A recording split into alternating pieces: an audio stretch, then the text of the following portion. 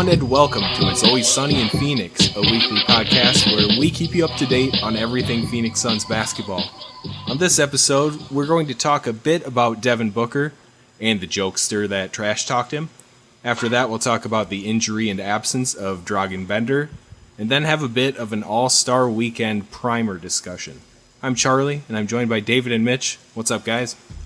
You know, I'm doing pretty good today. I was doing some research before the show, and I came across some reviews of the It's Always Sunny in Phoenix t-shirt. So I just thought, cool. I just thought I would go over those real quick. I've just got two of them. So the first one is, you'd have to be a hectic fan to want to rep that slogan. Now, I'm not actually really sure what this dude means here. I think he means that he wants to go crazy and run around in the streets with that shirt on, which I think is actually really good. So I think that's a really positive review, and I really enjoy that. So thanks, guy, for leaving that. And then this next one, some obscure reference to Barkley on TNT? That's too vague. Let me stop you right there, David. As someone who usually pitches the t-shirts every week, I just want to say, you can head on over to tpublic.com/user/sunnyandphx. And whether you like the shirt or not, here's what I say. Get one, and then, I mean, I've proposed giving it to an enemy before, but burn it. That's fine with me, too. You know, we're still in some of the colder months. You know, kindling, maybe you're running out of kindling for your like actual fireplace. If you have an actual fireplace, tweet it at us, actually, because that's really cool. But yeah, I'm fine if you buy that shirt and burn it. I mean, absolutely. You got to warm up that cheese somehow. Exactly. Put your cast iron skillet over your fire and warm up your cheese. And if you do happen to do that, we'd love to see the pictures. So I'd like a video. Send a video. Send a vid. Here's our Twitter, @SunnyInPHXPod. Send a video or a picture. Facebook too, Phoenix Suns, multiple sources. If you want to go old school, just go with the email. You can do that too, sunnyinphxpod@gmail.com. And our fax number is... our fax number 8675309, something like that. But website as well. You can come to the website. You can leave a comment. sunnyinphxpod.com. All right. So we've all heard about the trash talk between Troy Daniels and Devin Booker, and we really don't need to go too deep into it. Daniels hasn't been able to stay on a team his whole career, and we all know that Devin Booker is the real deal.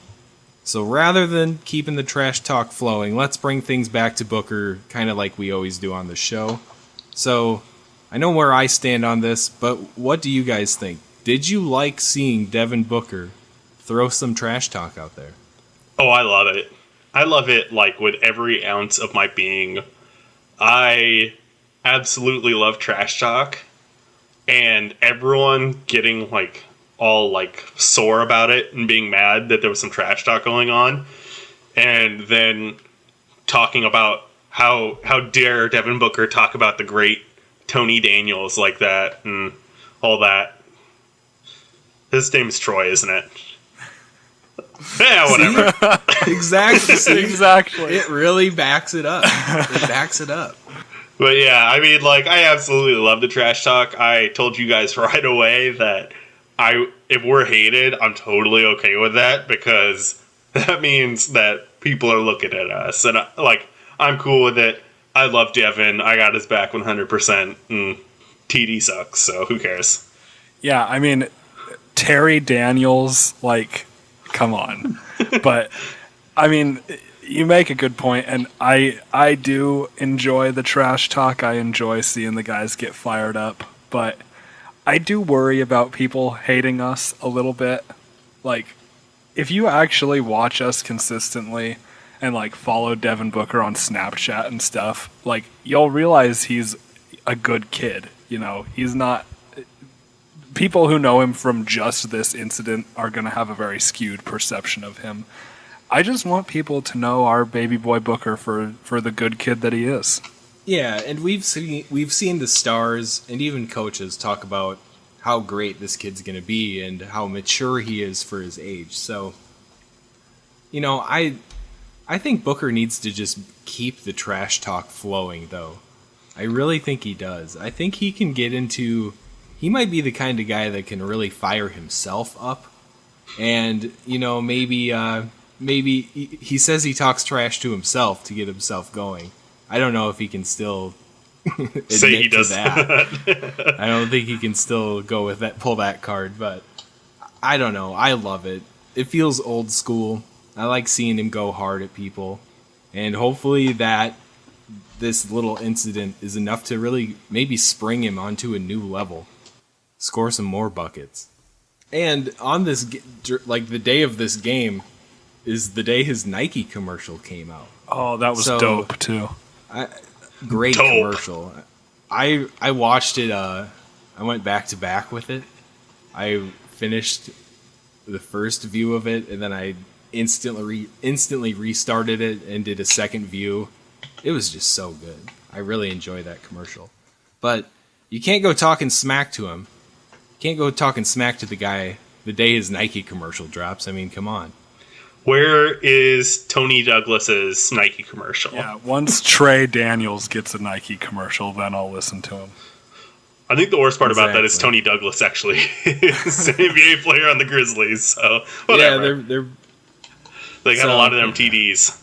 Once Tony Bennett gets his own Nike commercial, we'll listen to him.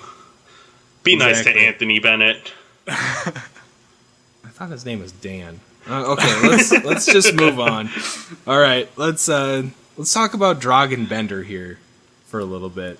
Bender went down with that ankle injury a couple weeks ago now, and we found out that he had surgery to remove a bone spur this past Wednesday, and he'll be out for 4 to 6 weeks. The original talk was that this could put him out for the rest of the season, but now that everything's a little more ironed out, we know it's that 4 to 6 weeks. And that could put him back. Right. That's just the timetable. But say everything goes swell, he heals up perfectly, he could be back by March 18th, and there's still 18 games left in the season by then. So this might not be the last we've seen of Bender so far this season. But let's talk a little bit about what we've seen of him so far this season. So what sticks out to you guys about Bender? I talked about it plenty of times this season, and that's that perimeter defense. We knew Bender coming in was a huge project. There was questions if he would even see playing time in his first season or if he would just be in the D-League.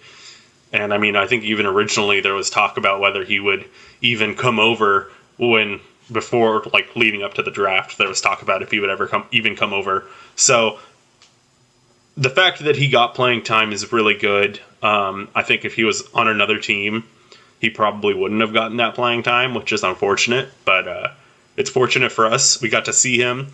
That perimeter defense, I really believe that he was one of, if not the best perimeter defenders on the Suns this season. Just that quickness he showed. It was really nice. I think that's the biggest upside is that already going in, and even though I harped on it a bunch, that coming in, he already has that skill. Yeah, and going right off of that, I was really impressed with his ability to guard multiple positions. That's something that he was pretty well known for right off the bat, but it was good to see. And I mean, it's a bummer that he's going to be out for this time because I feel like we didn't really get to see all of his offensive skills, and especially the way the season is looking right now, I was really looking forward to seeing him get extended minutes in games after the All-Star break. So I guess that's still possible with the 4 to 6 week time frame, but it still just delays it. Absolutely. And going along with what both of you guys said, watching him switch screens on pick and rolls is just a thing of beauty. I mean, yeah, every once in a while, Kyrie's going to blow by him, but Kyrie can blow by Bledsoe. So, you got to keep that in mind. But he stays with those guys, and if he can do anything just to even alter a shot of a driving guard in that pick and roll defense, I mean, that's great. And we've started to see that already.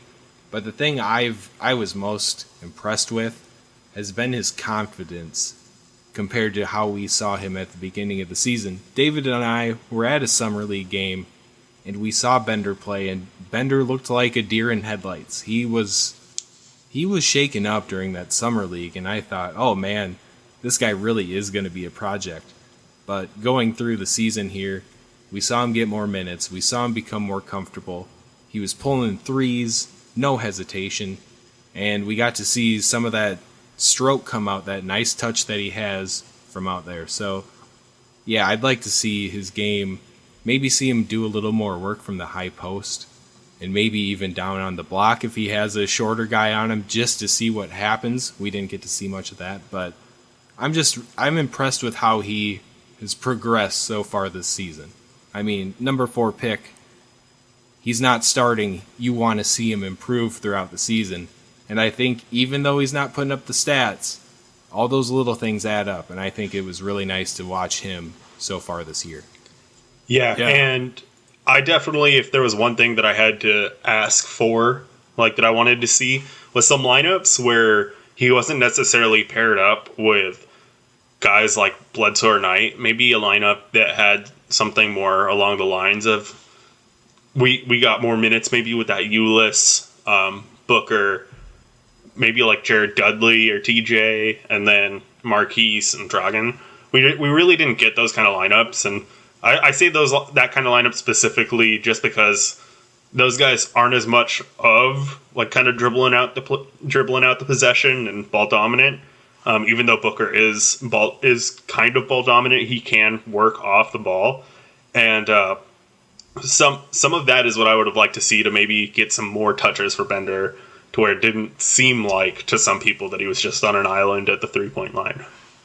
Right, and I'd like to see, now that you say it, Bender and Warren sharing the court together, because we all know how TJ cuts and moves without the ball, and we all know that for a 7-1 guy, Bender is a great passer, great vision, has that high basketball IQ. So Bender and Warren could be quite a 1-2 punch at the forward spots on the roster in the future. Yeah, and I also want to take a moment just to appreciate the fact that we have both Chris and Bender. Like, that's pretty amazing that even happened. So I'm going to go back to the draft and just be thankful for that fact. Very true. We've seen Chris really come into just the mindset of being an NBA player so far this year. You know, the fouls, we see a little too much of that. But we've seen him starting to make really smart passes, being in the right place on defense, even taking some charges out there. So he's really coming into his own too, and that's what we need out of our top 2 draft picks. Okay, so let's talk about one more thing here. So we're going to be without Bender for a little bit here.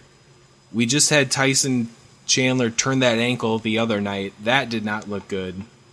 We don't know how long he'll be out, if he'll miss anything more than this Houston game. So we'll see about that. But what do you guys think? Are we going to need... And I am not saying I don't want to bring Ronnie Price back on his third 10-day contract. Don't get me wrong here. I'm not saying that. But could we maybe use some help in the big man department after Ronnie's 10 days up? I mean, I think it's pretty obvious. As much as I would love to give Big Sauce 35 minutes a game, like, that doesn't seem very sustainable. So maybe signing a big man to a 10-day could be good while Chandler's out. I'm going to say I don't think we do. I mean, like, we could, and it would make a lot of sense if we did, but I kind of have this feeling that we won't, and that I think Chandler's really, like, he might not miss any time. Or if he does, it might be just these next 2 games. I honestly think that we have Len. We're trying to see what he's going to be by the end of the season, since his contract's coming up. We have Chris, who can play some spot backup center minutes. We have Big Sauce, of course, who will see time. And then if you look at the four, I think some of our more effective lineups, and I think definitely Coach Watson sees it, are the ones where we have one of either Dudley or Tucker at power forward. And even the ones where it ends up being Tucker as a small ball center with Dudley and Warren, some of those lineups are our most effective lineups, and I could just see us just running with those a little bit more.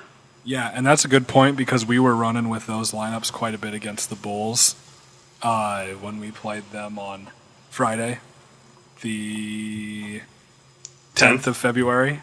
And it seemed to be working pretty well, but at the same time, the Bulls are kind of in a downward spiral right now.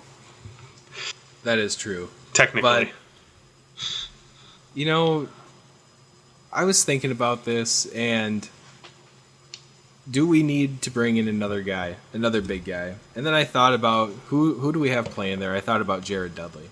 And then I thought back about Jared Dudley, how when he was with the Bucks, he told Coach Kidd, hey, you need to give my minutes to Giannis. You need to give him all to Giannis. He needs to play. And then it seems like this kind of happened when we got to the Suns here with Bender. It seemed like Bender started to get some more minutes. I was thinking maybe Dudley put in a note like, hey, Bender needs to get a little more run. So now what Jared Dudley needs to do is say, Big Sauce, we need to slather those 20 minutes per game I get with some Big Sauce, and we just need to let him run wild. And after that game he had the other night with the double-double and the 4 blocks, I mean, I'm on that Big Sauce hype train. It's like, we're tanking, let's be honest here. Why not let the guy play 20 minutes a night and just tear it up, entertain the fans, get a few blocks, you know, just doing Big Sauce stuff. I mean, that's what I want to see. We don't need to bring in anyone else. Keep Ronnie on those 10 days for the rest of the season and just let the sauce run wild. Let the sauce flow through you, Phoenix Suns. So I don't want to burst your guys' bubble, but you can only sign someone to 2 10-day contracts, and then you have to sign them for the rest of the season. Just don't want to burst your bubble, but technically we can't sign Ronnie to another 10-day contract. Oh, well, let's talk about that. Do we bring him back for the rest of the season? What do you guys think? Okay, here, what does a contract look like for a player coach nowadays? Non-existent. But let's just say hypothetically. What would that look like? I think that's called a minimum deal. Yeah. Where you're technically a player and you technically just wear a suit and show up to games. Minimum contract / LeBron's contract. Oh, get it? It's a stupid overused joke about LeBron being the coach. Yeah, but he's a GM too, so that's why he makes that extra money. He deserves more. All right. Okay. All right. That's it. We're moving on. All right. We're getting pretty close to the All-Star break, so before we talk about the 3 players representing the Suns in New Orleans, let's talk a bit about what we might like to see change over the All-Star break. And maybe just let's talk about the direction as a team of the team as a whole coming back from the break. So, 2 more games before we get there, though. One against the Pelicans and one against the Lakers. Do we win these 2 games? Do you want to see 2 wins, or do we keep the tank on track? I'm just saying it. We're tanking. We know it. Like, we don't have to mess around with it anymore. We can just talk about it. I don't think it's called tanking when we're terrible. I think we're just terrible. We're just bad. I think we're just terrible. Okay. We don't have to tank. So, with that attitude, we want to see the Suns still win some games every once in a while, right? I mean, yes, those guys are competing hard. We need to see some W's, right? Yes, and I don't really care about the Pelicans game, but I want to beat the Lakers. Oh, yeah, so do I. David probably doesn't, but I definitely Okay, hold on. David probably wants D'Angelo Russell to have a quadruple double without points and all that. First off, You know what? You know what, guys? When there are these kind of games, I just want a good game. I want to watch the young, tall, skinny Andre Iguodala play a bit, and by that I mean Brandon Ingram. I thought you meant Lou Williams. There's nothing about him that screams defense. Poor sweet Lou. I root for a good game. I don't know what I was doing with that. That might just be like a big, just giant chop cut. Slap We'll chop. just pretend it didn't happen. No, it didn't. We have to keep that. Yeah, this seems like a good time to talk about it, and I hope this gets left in too. So, if you happened to listen to an episode a couple of weeks ago, we were having a good time. We were joking about the Suns Facebook group that we all frequent. And I started to laugh, and I had a little coughing fit. And, I mean, if you're listening this deep in the show, how this show's been going, you probably listened to that episode too. So I have this coughing fit, and I said, oh, better mark that down. Gonna have to edit that out. And then David says, no, don't worry about it. I'm editing this one. It's no big deal. I'll get it.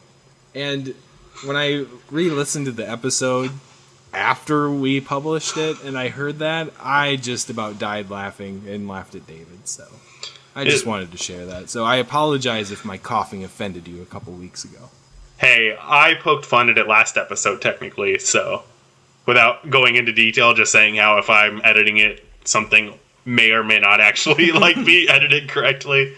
I don't care. It is what it is.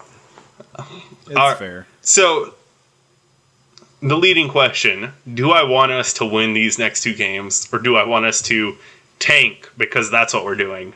There were air quotes there. I just want us to play basketball. Is really all I really want. I prefer not to get blown out. Yeah. And if we could just play the rest of the season without getting blown out, I'd be really happy. I really like the sounds of that. That sounds like a fantastic end to this basketball season. Just don't get blown out. Just don't get blown out. It's easy. I mean, triple doubles are so easy. Just ask Russell Westbrook. Sure. All right. So how about we just turn the page here? Let's start fresh. New question. When the Suns get back from the All-Star break, are there some things that you would like to see fixed over the break, or some things that you'd like to see change when we come back from it? Yes. Maybe? Like what? I would like to see there be a trade or two. Do I think there's going to be a trade or two? No. I honestly don't. I honestly think that our roster is going to be about exactly the same right before the All-Star break and right after the All-Star break. Would I like to see some sort of move for maybe another young guy to ship out a backup guard that is just not doing very well right now? Yeah, I would like to see that, because then we can get some more runtime with Ulyss or maybe something else, and I would like to see that. Would I be disappointed if that doesn't happen? Maybe not. I think I can live either way, and I think that the likely scenario is that there are just no moves. Yeah, I mean, we know the Boogie thing isn't happening anymore, and that's a little disappointing, but I'm glad we got that clarification. The thing I want to see that I literally just thought of is Alex Len continuing to define who he is as a player. I just feel like he hasn't really done that this season, and since his contract is up, I want to see him play a bit more, which makes me sound very contradictory because I said we need to sign a big man to a 10-day contract, but I'm rethinking that now. I want to see Alex Len really figure out who he is, even if that means he's a garbage trash man. That's fine. We just kind of need to know. Yeah, because every once in a while, you'll see Alex Len do something amazing. But it's never all put together in one game. But every once in a while, you'll see Alex Len crash the boards, grab a rebound way over the hoop, and throw it back down hard right on top of somebody. The next night, you'll see Alex Len catch a ball in the middle of the paint, throw out a great fake drop step and lay it in, and you're like, wow, that was a great move.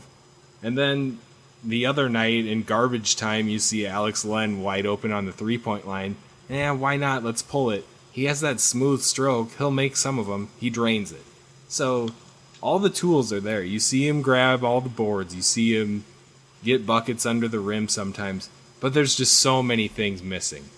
So I'd just like to see... I'd like to know definitively what Alex Len is going to be. That's a good point. And think about this. Alex Len was drafted 3 spots higher than Marquise Chris.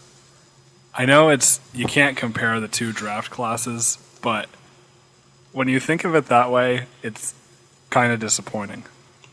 Why don't you think about it in the way that, like, the people that were drafted after him? Well, like that too. Gobert and Adams and Giannis and... I'm not trying to be that depressed. You want to be depressed, but not that depressed. Okay. Yeah. I Depression is not a joke, by the way. But, yeah. Tell that to my wife. So, I have a question for you guys. Does PJ stay on the roster after the trade deadline? I hope not. PJ, I know he's been playing well, but I'm sick of watching PJ play. Wow. Poor PJ. He is a Hustle Award winner. The Dan Marley Hustle Award. That's the Dan Marley Hustle Award, right? Yeah. Okay, I knew I got that one right. For some reason, I wanted to say the Lou Edmondson Hustle that'd be Award. better. And I was like, wait, no, that's not right at all. Really, you want to see PJ gone? Yes. So bad. I mean, what's the benefit of... Yeah, like, really, what's the benefit of having PJ Tucker on this team right now? What are we getting out of it? Is he exciting to go watch play? Does he fill the stands? Are you excited about his potential as an NBA player? I'm pretty sure you excited about his offensive game and the ability for him to turn the tides of a game with the ball in his hands? I mean, yeah, he plays good defense, but it doesn't matter when we're not even close in a lot of these games. What's the point? We're wasting the guy. Ship him off to any playoff team. I've seen for a bag of peanuts and a second-round pick. I don't even care. I've seen just as many Jesus warming up shirts in the stands as I've seen PJ Tucker jerseys. Got him! Yeah! Oh my gosh. So I actually want to see PJ Tucker traded too. I just wanted to play... Well, you were kicked off the podcast. Okay. You know, you just got to be the contrarian sometimes. So, yeah, I think that he becomes a free agent in the offseason, and then we probably don't re-sign him, so we might as well try and get something that isn't a first-round pick, like there have been sources saying we want. You know, maybe a second rounder. You can find a diamond in the rough there, or a rough in the rough, or a rough in the diamonds, like Alex Len. That was harsh. That was really bad. I mean, you could have said at least Anthony Bennett, because he's been way worse. But okay, yeah. And I'm talking about the real Anthony Bennett this time, not Tony Douglas. So Tony Bennett. Tony Bennett. Daniel Troy Tony Williams. Bennett. Sauce. Daniel Troy. Oh, Danny Troy. Troy Dan. Yeah, no, Thunder Troy Dan. Nice. I would like to see PJ get traded to someone, and that way we can just throw out the diluted thing that he's a necessary cog on our team, and we have enough old guys. Yeah. PJ needs to go somewhere where his defense will actually make a difference when it comes to wins and losses. Because it doesn't make a difference for us now. Right. I think I said that pretty clearly just a minute ago. Yeah, you did. I finally let it rip about PJ. All right, so let's. Yeah, we're only a half an hour into this. It seems like we've been doing this all night. Is that a good sign for the show, or is this going to be a good episode, or just kind of crummy one? We'll see. We'll see. I think Tweet if we at wouldn't us have and buy a T-shirt. Burn your T-shirt as long as you buy it.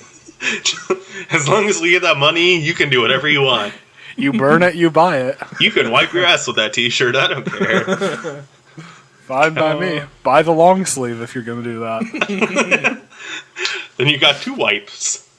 One sleeve, one sleeve.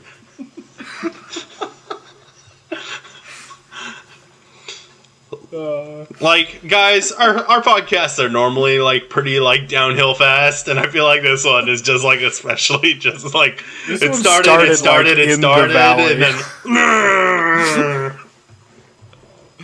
that's my impression of a train, or not a train, a plane. Whatever, screw We it. usually start at like sea level at least, and today I feel like we started like 20,000 leagues under the sea and have just gone further. Okay. Are we ready to get back to it? Should we do it? Let's do it. Finish this thing up? Okay. So let's talk about the Suns that we're going to see participate during the All-Star break. So first off, we have 2 guys in the Rising Stars game. We have Booker and Marquise Chris. I was really, I don't know if surprised is the right word, but do you guys think did you guys expect Chris to be in this game heading up here? No, not at all. I don't know if it's me being a pessimist or if if maybe the rookie class is just really bad. Not bad, but not performing right now because they're kind of a lot of projects. But I wasn't expecting Chris to get in, and then I started thinking about it, and I was trying to think of who was performing better that would have made it in before him, and there's not really anyone. So when I thought about it, it made more sense. But like my initial reaction was, oh, that's nice, like that's a surprise. It just feels good to have guys in the Rising Star Challenge because that means that we have guys that look good and are giving the notice of people in the league, and that's kind of nice. Yeah, I mean, I was in the same boat. I was pumped to hear about it. Like, oh, that's cool that he's in there. I think one thing that happens to me, at least, is like, I watch other games every now and then, but the vast majority of NBA basketball that I watch is the Suns. So I feel like my view is a little bit skewed. And so every night I see, oh, he's in foul trouble again. And I don't think about like other potential guys. Like you said, David, like who else would go? Like, I don't know. I just didn't think about that. So I just think that kind of skews my perception a little bit, and maybe that happens to other people who follow one team really closely. Yeah, and then another surprise for the All-Star break here. We get Derek Jones Jr. into the dunk contest, and he's a guy that's seen probably, 20 minutes of basketball in the NBA? I think it was like 0 13 dunks. last. Wasn't yeah. it? It was something like, it's really low. Just a few garbage minutes and 0 dunks in the pros, but some people must have seen those YouTube videos of some of his dunks from the D League because the guy just flies. And airplane mode. I think he's gonna surprise a lot of people. He might be the talk of the dunk contest. I know it's gonna be tough to beat Aaron Gordon. He's probably thought of some new fancy ones since last year. But I hope Derek Jones gives him a run for his money. Yeah, I feel like there's a strong dunk contest this year. I thought kind of the same last year, just because of Levine and Gordon. But we've got DeAndre, we've got Aaron Gordon, we've got Derek Jones Jr., and I really enjoy that. And maybe he's a guy that we give a little bit more run after this All-Star break because he's able to show some people what's up, and I wouldn't mind that at all. I think he's a fun guy to watch. I mean, in the garbage time, he hasn't done anything like bad or dumb, and he's getting a lot of run in D League, so maybe give him a shot. Yeah, I mean, I'm into it as well. And I've plugged the Suns Snapchat before, but they did a thing a week or so ago where they had Derek Jones wear like I think it's called spectacles. And Glasses. it's like a device that you wear that records, kind of like a GoPro, but it goes straight through Snapchat. And he was wearing that while practicing his dunks for the dunk contest. And so it was cool to see his point of view, like, directly. So yeah, follow the Suns on Snapchat. They have a lot of cool stuff. The other thing is, this is a very different situation, obviously, but like Booker really got on the map after the 3-point contest last year from non-Suns fans. So it'd be really cool if we could have like even 1/10 of what happened to Booker happen to Derek Jones. That's exactly what I was thinking. We saw Booker kind of springboard as a well-known player, as well as maybe his confidence even after that All-Star break, because he had a really nice Rising Stars game too last year. So, yeah, that'd be great if that were to happen. I was thinking more along the lines of Marquise Chris, if maybe that gets him some confidence boost, and maybe that'll bring him to the next level. But Derek Jones Jr., why not? I mean, the second coming of Gerald Green. But Derek Jones Jr. plays defense. That's what I know about Derek Jones Jr. is defense is where he earns his money, aside from the dunking. So, I mean, you think about PJ Tucker probably not on this roster again next year. Maybe Derek Jones Jr. slides in there. We'll have to see. Maybe it might take a big summer from him to be able to do something like that, but we'll see. I mean, an unsigned guy with defensive potential and no jump shot. That's what PJ Tucker was. Exactly. And that's exactly what I was going to say about Marquise Chris. I really hope that he gets some confidence boost. I hope that him, Booker, and maybe even Derek Jones, since he's going to be in the same arena, if they're all kind of not necessarily attached at the hip, but all kind of as a group. Maybe if Marquise Chris is able to hang around Booker while Booker's hanging out with D'Lo and Cat, I think that would be really interesting. And just get some of that camaraderie, get Marquise Chris into some of those lights of the big stage, because that's how I feel how that is. Even though it's not like a playoff game and everyone's there to have fun, those lights can do wonders for you. And I think that Marquise Chris, after that game, can have some fun. Squad goals. Perfect. And you know what? I think that's the way we're going to end it. Let's end things the way we always do. It's time for David's Comic Book Corner and Mitch's Face Melting Minute. And hopefully I can come up with something by the time David is done with his plug. So David, let's hear it. All right. So my plug is Marvel DC Team Up Classic Volume 1. So this is a collection of stories. It is the first couple instances where there was a team up where they did crossovers with Marvel and DC. So the first one is Superman and Spider-Man. There's a Hulk and Batman one. And then there is an X-Men and Teen Titans one. And they're all really good, really quality reads. It is, of course, again, Marvel DC crossover classic. It's really awesome, a really good read, and I can't recommend it enough. Very cool. All right, for mine, I'm going to go with something that's kind of starting to become a hobby of mine. Maybe I'm finding passion for it again, I guess, maybe, but genealogy. Looking back through the old family tree and seeing where I came from and all that stuff. I enjoy doing that. And like, I've lost my parents and all of my grandparents, so I don't really have that person to go talk to ask questions about it. So I've been using things like Ancestry.com and a couple of other tools online. And I've gotten back like 7 generations now.